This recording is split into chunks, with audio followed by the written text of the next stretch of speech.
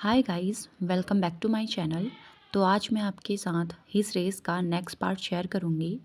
विहिंग अपनी 2 क्लास लेने के बाद अब अपनी नेक्स्ट क्लास लेने के लिए दूसरी बिल्डिंग में जा रहा था।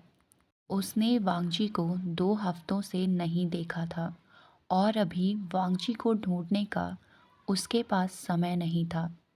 वो चलते चलते सोच रहा था, क्या वांगजी ने उसका दिया हुआ खाना खाया होगा? क्या वो ठीक होगा? यह सोचते सोचते वो अपनी नेक्स्ट क्लास में चला जाता है और लगभग 1 घंटे बाद वो क्लास लेकर बाहर आया था। अब कुछ मिनट में स्कूल की छुट्टी भी होने वाली थी, इसलिए वो स्टाफ रूम की ओर बढ़ता है। तभी उसे स्टाफ रूम की बिल्डिंग के नीचे एक फैमिलियर सा फिगर दिखाई दिया। जब उसने थोड़ा पास जाके देखा तो ये वांगजी था, वो पर्सन जिसे उसकी आंखें पिछले 2 हफ्तों से ढूंढ रही थी।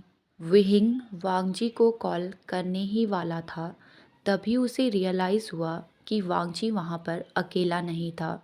वांगजी के साथ एक लड़की भी थी, जिसे देखकर विहिंग की भौहें सिकुड़ गई। वो सोचने लगा, ये दोनों बिल्डिंग के नीचे क्या बात कर रहे हैं। कुछ क्लासेस अभी भी चल रही थी। वो दोनों वहाँ पर अकेले थे, जिसे देखकर विहिंग बड़बड़ाते हुए कहता है, क्या इस लड़की की कोई क्लासेस नहीं? विहिंग उन दोनों के बीच में हो रही बात को सुनने के लिए क्यूरियस हो गया था, इसलिए वो पास की झाड़ी के नीचे छुप जाता है। लेकिन उसे कुछ भी सुनाई नहीं दे रहा था। तभी उसे एहसास हुआ कि वो छुप क्यों रहा है। उसने कुछ गलत नहीं किया।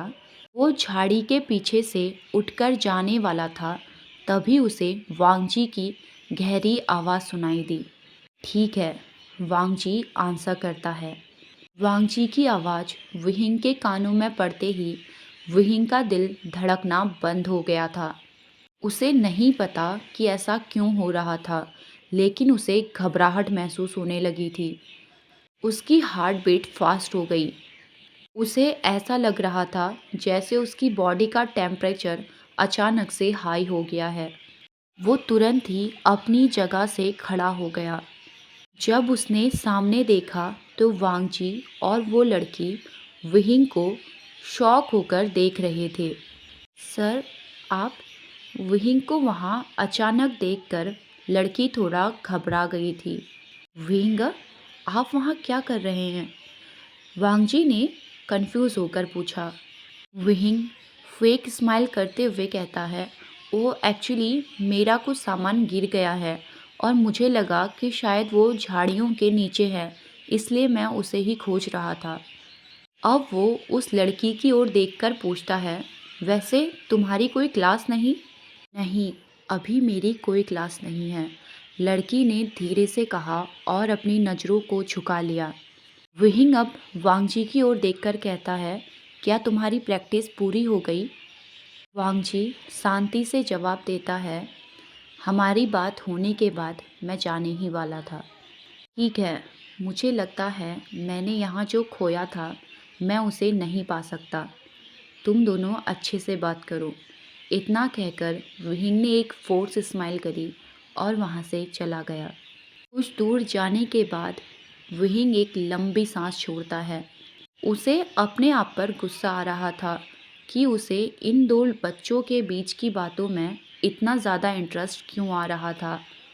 मुझे लगा था कि वो हमेशा मुझ पर निर्भर रहेगा। मैं उसका बड़ा भाई हूँ, पर मुझे इतना बुरा क्यों लग रहा है? मुझे लगता है कि मुझे अपना माइंड डिस्ट्रैक्ट करने की ज़रूरत है। इतना कहकर विहिंग वहाँ से आगे बढ़ गया। घर पहुँचने के बाद विहिंग एक लॉन्ग शावर लेता है। अब उसे थोड़ा अच्छा महसूस हो रहा था। वो अपना फ़ोन निकालकर वांगजी का नंबर डायल करता है। वो सोच रहा था, क्या मुझे उसे कॉल करना चाहिए? अगर वो बिज़ी हुआ तो? नहीं, मुझे उसे परेशान नहीं करना चाहिए। इतना कहकर विहिंग अपने फ़ोन को बेड में फेंक देता है। विहिंग को बेचैनी महसूस हो रही थी, इसलिए वो अपने कमरे से बाहर चला गया।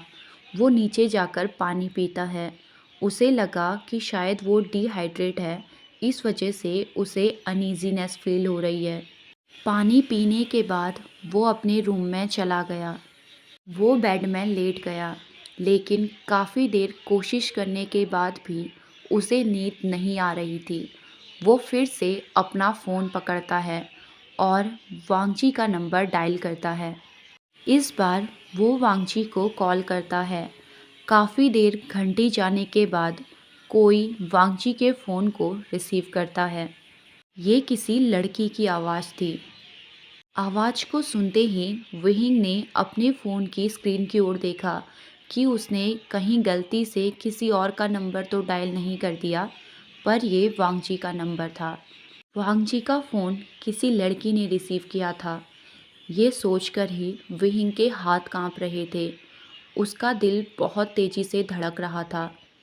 वो अपनी कांपती हुई आवाज़ में कहता है, वांगजी कहाँ हैं? वो अभी प्रैक्टिस कर रहा है। क्या आप मिस्टर विंग बोल रहे हैं? लड़की ने दूसरी तरफ से पूछा। ओह हाँ, विंग थोड़ा हकलाया।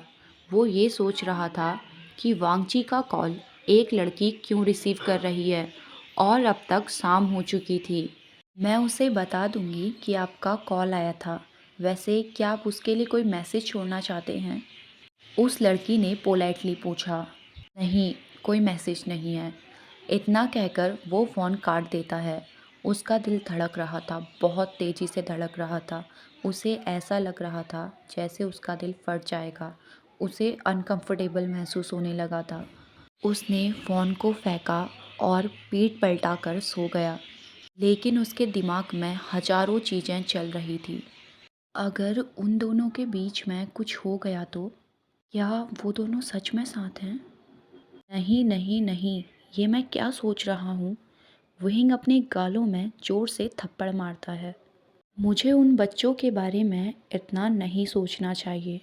पर वांगजी अगर उसके साथ रिलेशनशिप में है तो वो मुझसे क्यों छुपा रहा है? उसे मुझे बताना चाहिए। विंग एक गहरी सांस लेते हुए सोचता है, अब वांगजी बड़ा हो गया है। उसकी अब अपनी पर्सनल लाइफ है। वो अभी यंग है, तो उसे अपनी ज़िंदगी को अभी इंजॉय करने का पूरा हक है, भले ही वो प्यार के बारे में ही क्यों ना हो। मुझे उसकी पर्सनल लाइफ में इंटरफेयर नहीं करना चाहिए। ये सोचकर विंग अपना फ़ोन पकड़ता है और वांगजी को मैसेज करता है, तुम्हारी रेस के लिए ऑल द बेस्ट। इतना मैसेज करके उसने फ़ोन को रख दिया। वो सोच रहा था, अभी मैं वांगजी के लिए बस इतना ही कर सकता हूँ। अगर उसे मेरी मदद की ज़रूरत होगी तो मैं उसका हमेशा सपोर्ट करूँगा। मैं हमेशा उसको गाइड करने के लिए उसके साथ रहूँगा। उसने खुद को ब्लैंकेट से कवर किया और अपनी आंखें बंद कर ली। वो ममल करते हुए कहता है, वांगजी तुम हमेशा खुश रहना। वांगजी जब छोटा था वो हमेशा विहिंग के साथ सोया करता था।